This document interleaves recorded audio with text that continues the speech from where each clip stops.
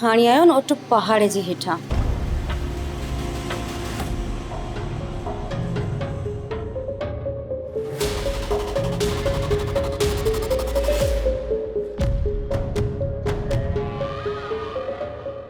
छा मतलब आहे तुंहिंजो?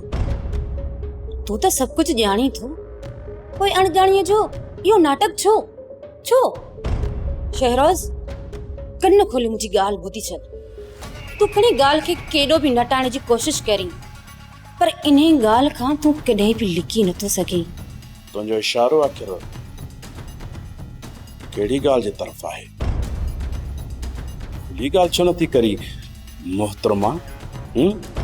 भले माण्हू खणी ॻाल्हि लिकण जी केॾी बि कोशिश कनि, पर खून ऐं खथूरियूं कॾहिं लिकण जूं न आहिनि हूंदियूं। खून खथोरी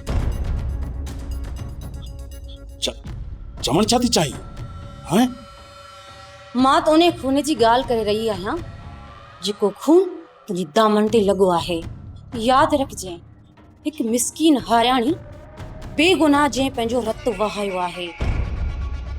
यादि रखजांइ, जेको तो ज़ुल्म कयो आहे न, उनजी पुॼाणी हिक न हिक ॾींहुं ज़रूर थींदी। ऐं मुंहिंजी कॾ खोले ॻाल्हि ॿुधी छॾ, तुंहिंजे कंहिं बि मक़सद में मां तोखे कामयाब थियण न ॾींदसि। तूं मूं ते शक न कर, समझां थो त तूं बाबा जे नज़रनि जे अॻियां मूंखे केराइण थी चाही। हा न? या त मूंखे ख़बर आहे, पर मां तोखे तुंहिंजे मक़सद में कामयाब थियण कोन ॾींदोमांइ। मुंहिंजी बि इन हवाले सां खान बहादुर सां का बि ॻाल्हि नाहे थी। ऐं तूं त इहो ॼाणी थो त मां घणी देर तक चुप न रहंदसि। छा बि वञी कर, पर मां ब्लैकमेली में अचण वारो न आहियां। छाकाणि त मां तुंहिंजी मां आहियां, सगी न त निगी सही। मां इहो न पई चाहियां त तूं हिकु गुनाह करे ऐं ॿिए गुनाह खे लिकाइण जी कोशिश पियो करीं। इन जे करे खान बहादुर खे मूं इहा ॻाल्हि ॿुधाई आहे। ज़ीनत जी ज़िंदा हुजण जी ख़बर ॿुधण खां पोइ अगवा करण वारा थिरथिले में हूंदा। ऐं हा, ज़ीनत खे अस्पताल में मारण जी भी कोशिश करे सघनि था। इन जे करे सिक्योरिटीअ जो बंदोबस्त करे छॾियो आहे। शहरोज़ खान, मां सही कयो न? तुंहिंजो छा ख्याल आहे? मुंहिंजो ख्याल इहो आहे त तूं ज़रूरत खां वधीक ॻाल्हाए रही आहीं।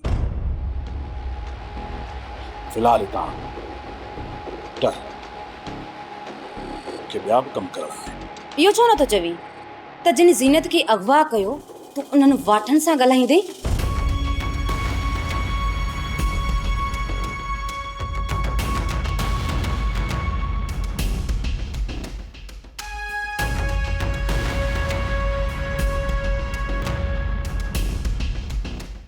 वेरुन जी वस्ती, वेरुन जी वस्ती। सब्सक्राइब कयो असांजो official YouTube channel Sindh TV HD drama ऐं वधीक अपडेट लाइ बेल आइकन खे क्लिक करियो।